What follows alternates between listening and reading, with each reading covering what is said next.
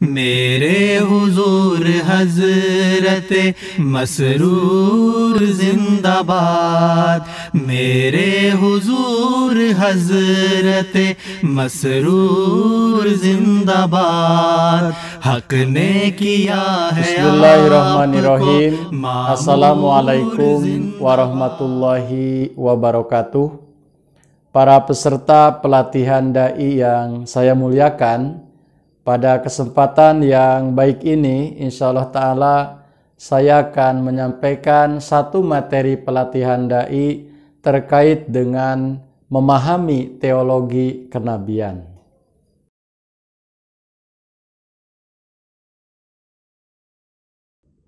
Terkait dengan materi ini, sesungguhnya saya telah membagi ke dalam dua bagian utama. Yang pertama adalah terkait dengan pengertian, tugas, dan macam-macam dari Nabi dan Rasul.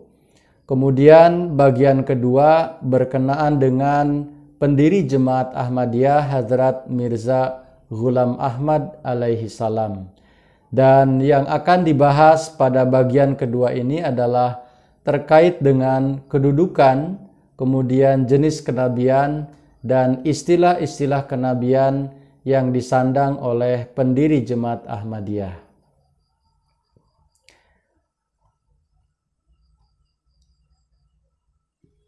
Kita awali dari pengertian tentang Nabi dan Rasul yang akan saya kemukakan dari tiga sumber. Yang pertama dari kamus, kemudian dari pendapat para ulama, dan yang ketiga pendapat dari Hadrat Masih Maud alaihi salam.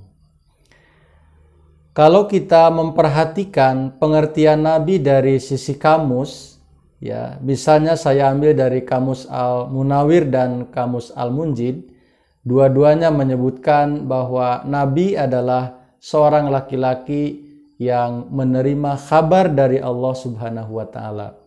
Kabar itu berupa perkara-perkara gaib dan perkara-perkara yang akan datang yang diterimanya berdasarkan ilham dari Allah Subhanahu wa Ta'ala. Kemudian apabila kita memperhatikan dari segi pendapat para ulama, mereka mengartikan bahwa selain daripada seseorang itu mendapatkan kabar gaib dari Allah Subhanahu wa Ta'ala berupa perkara-perkara yang akan datang, Allah pun memanggil mereka dengan sebutan Nabi.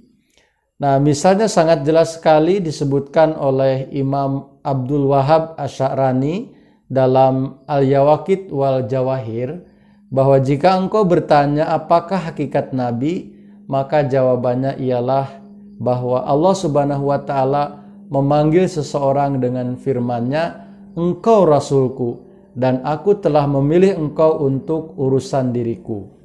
Nah, kemudian pendapat yang ketiga dari Hadrat Masih Maud alaihissalam terkait dengan Nabi, beliau menyampaikan bahwa Nabi itu menurut lugot artinya orang yang menyampaikan kabar gaib yang diterimanya dari Allah Subhanahu wa Ta'ala.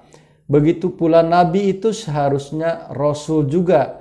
Karena kalau dia bukan Rasul, dia tidak akan mendapat kabar gaib yang terang dari Allah Subhanahu wa Ta'ala. Jadi Hadrat Masih Maud alaihissalam dalam hal ini beliau memberikan pemahaman kepada kita tidak ada beda antara Nabi dan Rasul. Sebab disebutkan di dalam Al-Quranul Karim juga adalah bahwa Nabi itu fala yudhiru ala ghaibihi ahadan ila manirtado mir rasulin. Allah Ta'ala tidak akan memberitahukan kabar gaibnya kepada seseorang kecuali kepada Rasul yang diridhoinya. Jadi Nabi menerima kabar gaib dan dia juga diperintahkan untuk menyampaikannya kepada umatnya. Maka Nabi dan Rasul tidak ada bedanya. Untuk memperjelas bahwa tidak ada beda Nabi dan Rasul, kita bisa mengambil rujukan dari hadis Rasulullah Shallallahu Alaihi Wasallam bahwa Nabi dan Rasul adalah dua fungsi yang dipegang oleh satu orang.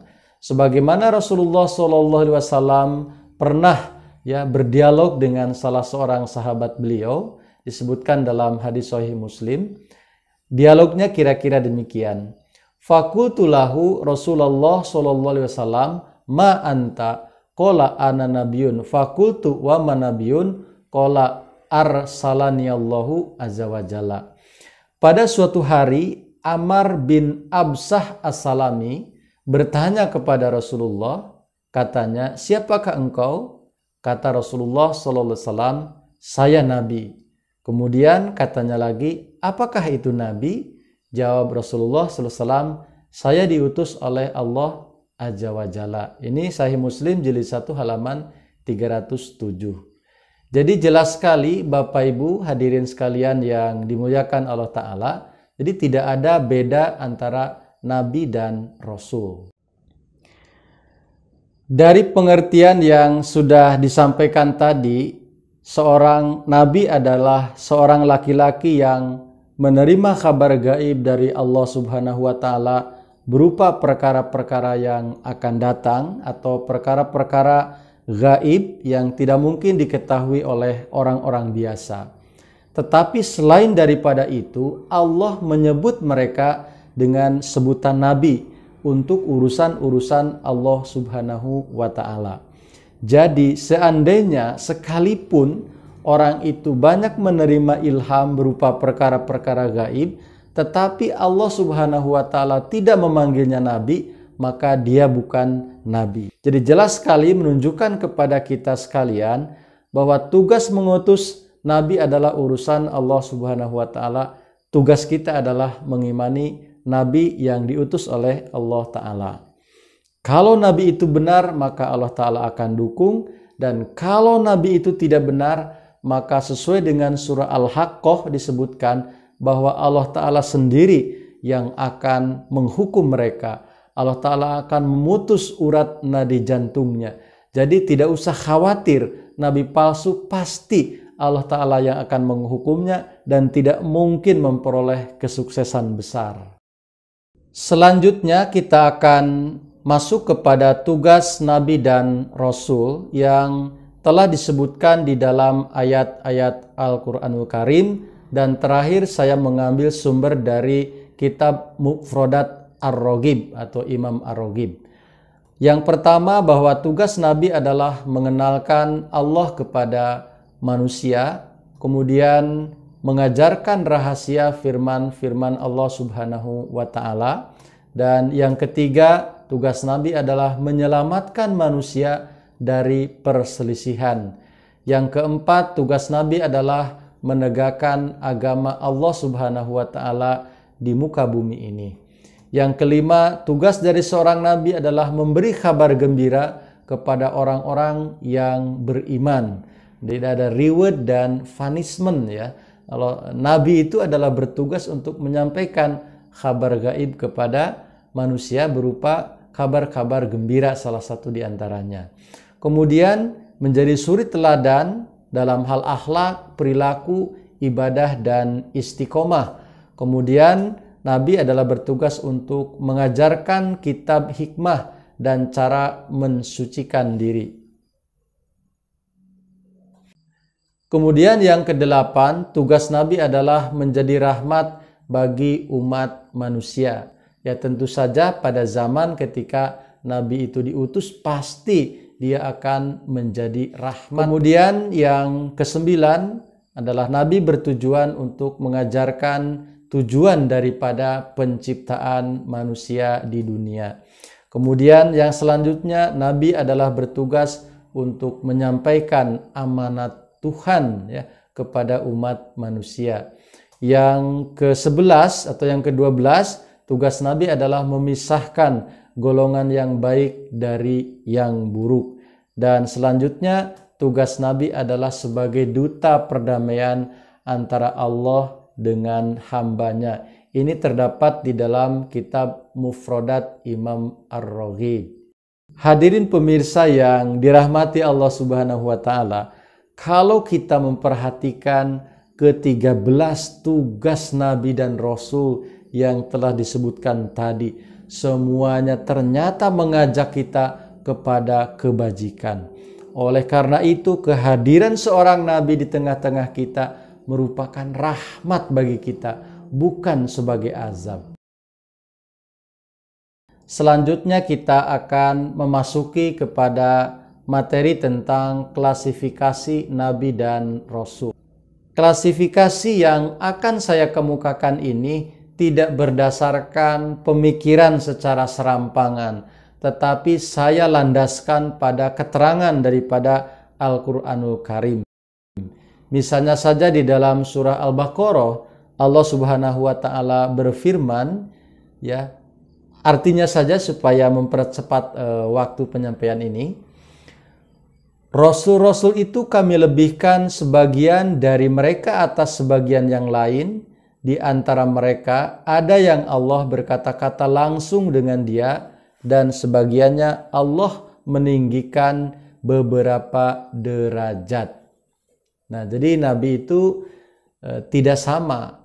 Allah Ta'ala lebihkan satu di antara yang lain. Kelebihannya dalam bentuk apa? Kita bisa melihat di dalam penjelasan ayat yang lain, surah Bani Israel ayat ke-55. Di sini Allah Ta'ala memberikan penjelasan. Dan Tuhanmu lebih mengetahui siapa yang ada di langit dan di bumi, dan sesungguhnya telah kami lebihkan sebagian nabi-nabi itu atas sebagian yang lain, dan kami berikan Zabur kepada Daud. Dan kami berikan Zabur kepada Daud. Ini yang dimaksud kelebihan dari nabi yang satu dengan nabi yang lain, yaitu berupa kitab syariat, ya. Kemudian lebih jelas lagi misalnya di dalam surah Al-Baqarah ayat ke-87, Allah Subhanahu wa taala berfirman, dan sesungguhnya kami telah mendatangkan Alkitab Taurat kepada Musa, dan kami telah mengikutkannya berturut-turut banyak rasul-rasul. Nah, Bapak Ibu sekalian, yang menjadi catatan penting dari keterangan 3 ayat tadi adalah bahwa Allah berfirman, rasul-rasul kami lebihkan sebagian atas sebagian yang lain, dan bentuk nilai lebihnya adalah kepada sebagian nabi-nabi itu diberi kitab syariat. Contoh Zabur kepada Daud dan Taurat kepada Nabi Musa alaihissalam. Nabi sesudahnya mengikuti kitab-kitab syariat sebelumnya. Jadi nabi-nabi setelah Nabi Musa berhukum kepada hukum Taurat, ya, hingga kemudian datang nabi yang membawa syariat berikutnya, yaitu Nabi Muhammad Shallallahu Alaihi Wasallam. Bapak Ibu sekalian, dari keterangan-keterangan ini maka kita akan membuat sebuah diagram kenabian, bahwa nabi itu terbagi menjadi 2 secara garis besar. Yang pertama adalah nabi yang membawa syariat, ya. Yang kedua adalah nabi yang tidak membawa syariat. Nah, nabi yang membawa syariat itu disebut sebagai nabi tasyri'i, ya. Tasyri'i itu artinya ya membawa syariat, dan nabi tasyri'i pasti dia mustakil, artinya berdiri sendiri.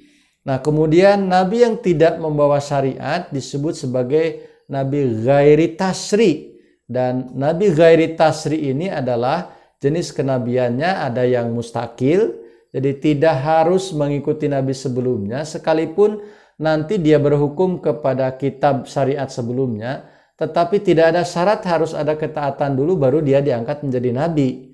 Ya, misalnya saja Nabi Isa, ya, beliau diangkat menjadi nabi itu secara mustakil, ya, diangkat oleh Allah Subhanahu wa taala, tetapi tidak ada prasyarat bahwa beliau harus taat kepada Nabi Musa terlebih dahulu baru jubah kenabian itu diberikan kepada beliau. Nah, itu jenis kenabian yang ghairi tasri tetapi mustakil.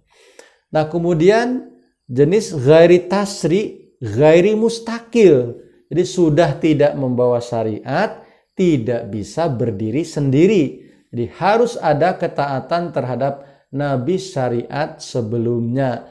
Nah, ini yang akan kita bahas nanti terkait dengan kedudukan Hazrat Mirza Ghulam Ahmad alaihissalam, karena beliau itu ada pada posisi ini. Jadi beliau tidak membawa syariat dan juga tidak bisa berdiri sendiri.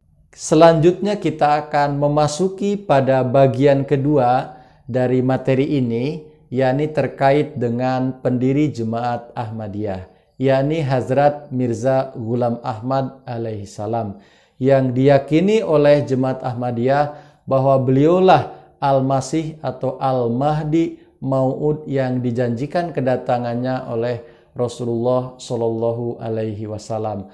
Apa dan bagaimana tentang beliau? Mari kita akan membahasnya secara lebih rinci. Kita akan mulai dari kedudukan beliau, sebagai apa sesungguhnya beliau ini. Landasan yang pertama yang akan saya kemukakan adalah surah As-Saff ayat yang ke-9, di mana Allah Ta'ala berfirman, huwallazi arsala rasulahu bil huda wa dinil haq liyuzhirahu ala dini kulih walau karihal musyrikun. Dialah yang mengutus Rasulnya Muhammad SAW dengan membawa petunjuk dan agama yang benar, agar dia memenangkannya di atas segala agama meskipun orang musyrik membencinya. Kenapa hal ini harus disampaikan? Karena ini yang menjadi titik awal untuk kita bisa memahami kedudukan Hadrat Masih Maud alaihi salam. Bahwa di dalam beberapa tafsir, salah satunya yang ditulis oleh Allama Alusi dalam tafsir Ruhul Ma'ani juz yang ketiga, beliau menulis bahwa banyak mufassirin berkata bahwa liyudhirahu ala dini kulih, yakni kemenangan atas sekalian agama ini akan terjadi bila Al-Masih Al-Mau'ud telah datang. Waktu itu tidak akan tinggal dari semua agama-agama kecuali hanya Islam. Jadi inilah yang menjadi titik poin kita untuk memahami Hadrat Masih Maud alaihissalam. Apakah benar Hazrat Mirza Ghulam Ahmad sebagai Al-Masih yang dijanjikan? Nah, ini yang akan kita bahas. Disebutkan di dalam beberapa keterangan tentang Al-Masih akhir zaman atau Isa akhir zaman. Misalnya saja di dalam hadis Abu Daud, ya, hampir dekat saatnya orang yang hidup di antara kamu akan bertemu dengan Isa ibnu Maryam yang menjadi Imam Mahdi dan hakim yang adil. Kemudian di dalam kitab Baihaqi dan Hakim disebutkan dari Anas bin Malik dari Nabi SAW bahwasanya beliau bersabda, tidak ada Mahdi kecuali Isa. Jadi liyudhirahu ala dini kulih akan terjadi di masa Al-Masih yang dijanjikan, dan Al-Masih yang dijanjikan di akhir zaman oleh Rasulullah SAW itu adalah tidak lain Isa ibnu Maryam yang akan menjadi Imam Mahdi. Artinya Imam Mahdi dan Isa ibnu Maryam akhir zaman itu adalah bukan orang yang berbeda, tetapi satu orang dengan dua gelar. Yang satu bergelar Al-Masih dan yang kedua bergelar Al-Mahdi. Dan itulah yang diyakini oleh Jemaat Ahmadiyah bahwa pendiri Jemaat Ahmadiyah Hazrat Mirza Ghulam Ahmad, beliau mendakwakan diri sebagai Al-Masih dan Al-Mahdi itu. Nah, bukti-buktinya akan kita kemukakan.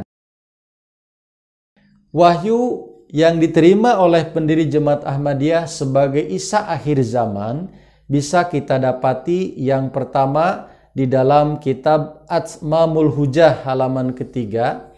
Beliau menyampaikan artinya bahwa sesungguhnya Al-Masih Al-Mau'ud dan Al-Mahdi Al-Mau'ud yang ditunggu-tunggu dan dinanti-nantikan kedatangannya, dia itu engkaulah orangnya. Kami melakukan apa yang kami kehendaki, maka janganlah engkau menjadi peragu di antara orang-orang yang ragu.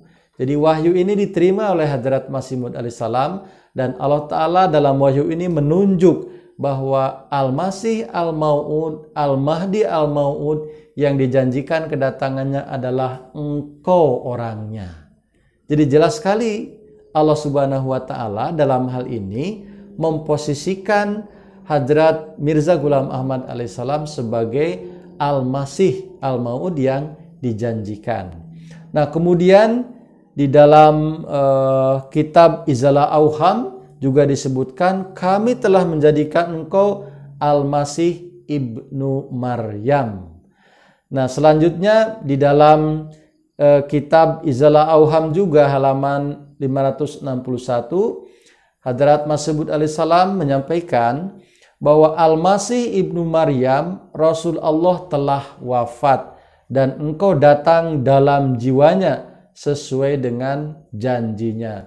Jadi di dalam keterangan ini, dalam kitab Izalah Auham ini, Hadrat Masih Maud alaihissalam menerima wahyu bahwa Al-Masih Musawi, Al-Masih yang diutus kepada bangsa Bani Israel sebagai Al-Masih dari Nabi Musa alaihissalam itu telah wafat.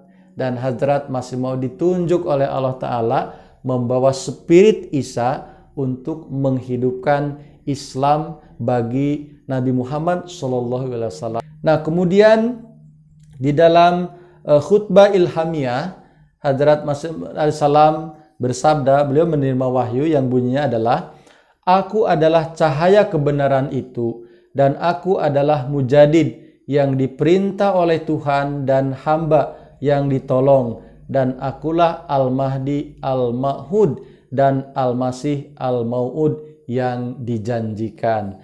Nah, dari ketiga wahyu ini atau keempat wahyu yang dikemukakan ini menunjukkan bahwa Hadrat Masih Maud alaihissalam, Hadrat Mirza Ghulam Ahmad ditunjuk oleh Allah Ta'ala di akhir zaman ini sebagai Imam Mahdi dan Al-Masih yang dijanjikan kedatangannya oleh Yang Mulia Rasulullah SAW di akhir zaman. Tentu saja di luar Jemaat Ahmadiyah banyak orang yang meragukan akan kedudukan beliau sebagai Al-Masih dan Al-Mahdi yang dijanjikan. Akan tetapi waktu jualah yang membuktikan akan kebenaran beliau. Hazrat Mirza Ghulam Ahmad mendakwakan diri sebagai Al-Mahdi pada tahun 1891. Artinya sekarang 2020 itu sudah 129 tahun dari pendakwaan beliau. Dan kita bisa melihat bagaimana jemaat beliau terus tumbuh dan berkembang di seluruh dunia hingga saat ini sudah berada di 112 negara dan insya Allah akan terus berkembang. Ini menunjukkan bahwa pendakwaan beliau bukan main-main. Pendakwaan beliau didukung oleh Allah Subhanahu wa Ta'ala. Andaikan saja beliau seorang pendusta yang mengaku-ngaku sebagai Al-Mahdi yang diutus oleh Allah Ta'ala, pasti tidak akan memperoleh kemenangan, tidak akan memperoleh kesuksesan besar hingga jemaatnya terus ada hingga saat ini dan terus berkembang. Nah, sekarang kita akan membahas tentang apakah beliau seorang nabi dan nabi seperti apa, nabi macam apa yang beliau sandang yang diterima dari Allah Subhanahu wa Ta'ala. Baiklah, kita akan membahas terkait dengan jenis kenabian Hadrat Masih Maud alaihissalam atau Hadrat Mirza Ghulam Ahmad alaihissalam. Untuk itu kita perlu bukti apakah betul Allah Subhanahu wa Ta'ala memanggil beliau sebagai nabi. Nah, berikut adalah keterangannya. Di dalam kitab Al-Istifta bab awal halaman 21, di Hadrat Masih Maud alaihissalam menjelaskan bahwa sesungguhnya Allah telah menamakan nabi kepada saya melalui wahyunya. Demikian juga Allah telah menamakan aku nabi sebelum datangnya wahyu ini melalui sabda Rasul kita Al-Mustafa Muhammad Sallallahu Alaihi Wasallam. Jadi jelas sekali di sini disebutkan bahwa Allah memanggil beliau dengan sebutan nabi. Dan bahkan Rasulullah Sallallahu Alaihi Wasallam di dalam beberapa hadis menyebutkan tentang Dajjal, itu menyebutkan tentang Isa ibnu Maryam, Nabiullah, itu diulang sampai 4 kali ya di dalam hadis itu. Artinya Nabi Muhammad pun menyebut beliau sebagai Nabiullah. Ya, tentu kenabiannya seperti apa ini yang akan kita bahas sekarang. Hadrat Masih Maud alaihissalam menyandang sebagai Nabi Majazi. Kenabian yang disandang oleh Hadrat Masih Maud alaihissalam pertama disebut sebagai Nabi Majazi. Keterangan ini terdapat di dalam kitab Al-Istifta, di mana beliau Hadrat Masih Maud alaihissalam bersabda bahwa sumitu nabiyan minallahi ta'ala ala tariqil majazi la ala wajhil hakiki. Artinya aku dinamakan nabi oleh Allah Ta'ala atas jalan majazi, bukan atas jalan hakiki. Nah, seperti apa keterangannya? Mari kita pelajari. Kenabian hakiki adalah kenabian yang membawa agama baru, kitab baru, dan syahadat baru, dan mustakil atau berdiri sendiri. Jadi kenabian majazi adalah kebalikannya dari kenabian hakiki. Jadi kenabian yang tidak membawa syariat baru, tidak membawa agama baru, dan tidak membawa kitab suci baru, serta tidak juga membawa syahadat baru. Dan juga kenabian majazi ini tidak bisa berdiri sendiri, harus ada ketaatan kepada Rasulullah Shallallahu Alaihi Wasallam.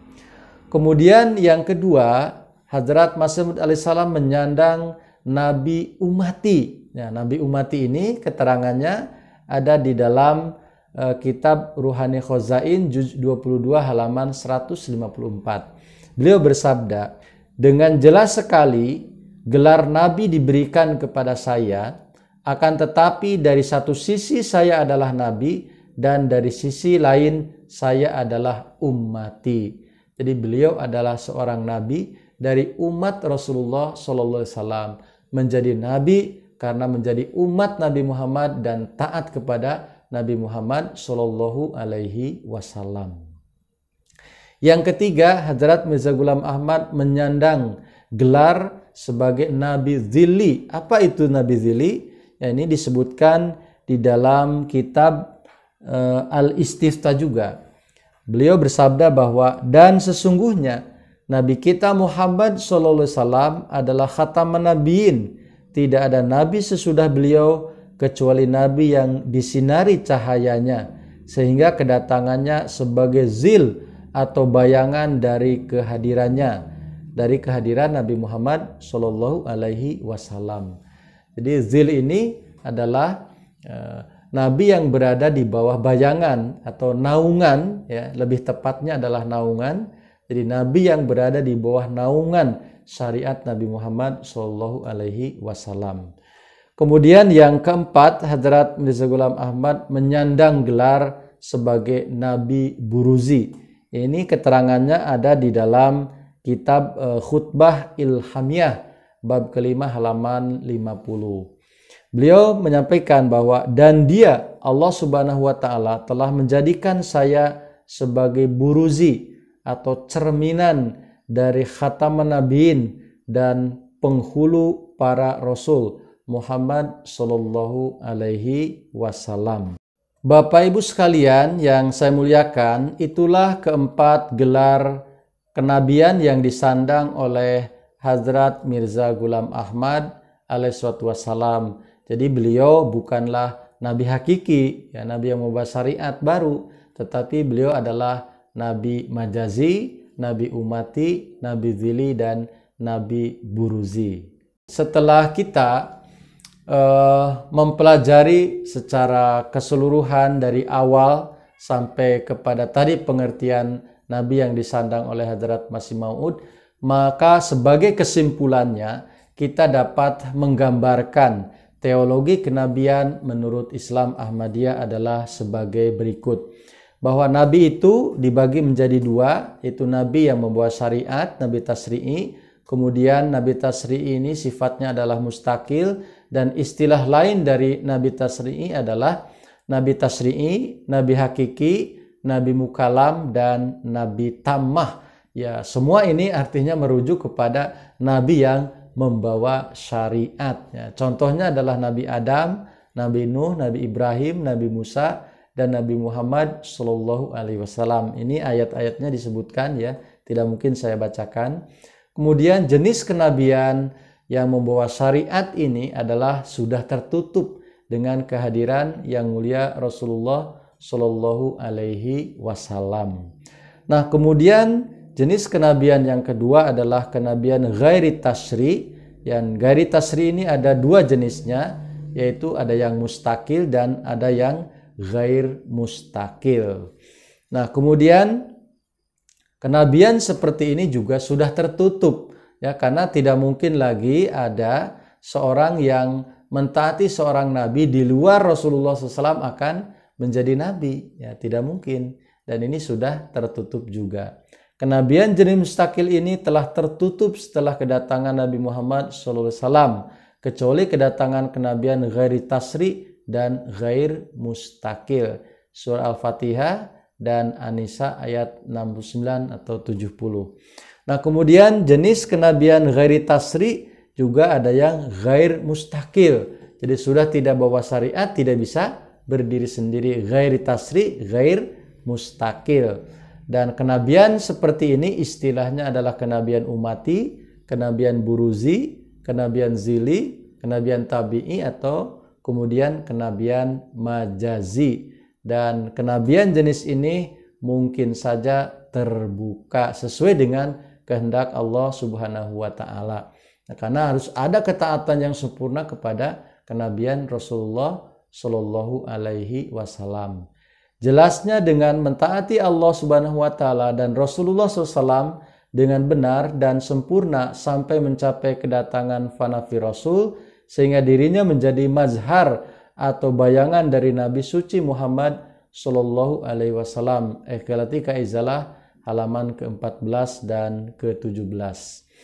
Hadirin wa hadirat yang dimuliakan Allah Subhanahu wa Ta'ala, itulah jenis kenabian secara diagram supaya mudah kita fahami, dan sangat jelas sekali disebutkan di sini bahwa ada kenabian yang sudah ditutup oleh Allah Subhanahu wa Ta'ala dan ada jenis kenabian yang dibuka. Hal ini mengingatkan kita akan sebuah hadis yang menyebutkan bahwa ini buistu, ya, sesungguhnya aku diutus, ya, Rasulullah bersabda, aku diutus oleh Allah Subhanahu wa Ta'ala khotiman, sebagai penutup, tetapi juga sebagai fatihan. Aku adalah khotiman tetapi juga fatihan. Jadi Rasulullah diutus oleh Allah Ta'ala untuk menutup yang mana? Ya, jenis kenabian tasri'i dan jenis kenabian ghair tasri tetapi mustakil, itu sudah tertutup. Nah, yang terbuka ya Rasulullah disebut juga sebagai fatihan, pembuka. Artinya Rasulullah SAW menjadi pembuka bagi kenabian ghairi tasri dan ghairi mustakil. Ini kenabian umati, kenabian majazi, kenabian zili, kenabian buruzi, kenabian tabi'i, itu masih mungkin datang. Karena Rasulullah menjadi pembuka dari jenis kenabian seperti ini. Wallahu a'lam bishawab. Mudah-mudahan Allah Ta'ala memberikan pemahaman kepada kita dan menunjukkan jalan yang benar kepada kita semuanya. Saya tidak merasa bahwa ini adalah satu-satunya kebenaran yang dapat saya sampaikan. Ilmu di luaran sana masih banyak tentunya, dan ini hanya sebagian saja dari nur Allah Ta'ala yang disampaikan kepada kita semuanya. Mohon maaf atas segala kekurangan. Billahi taufiq wal hidayah. Jazakumullah kepada seluruh peserta pelatihan dai yang telah menyimak video ini. Wa akhiru da'wana alhamdulillahi rabbil alamin. Wassalamualaikum warahmatullahi wabarakatuh.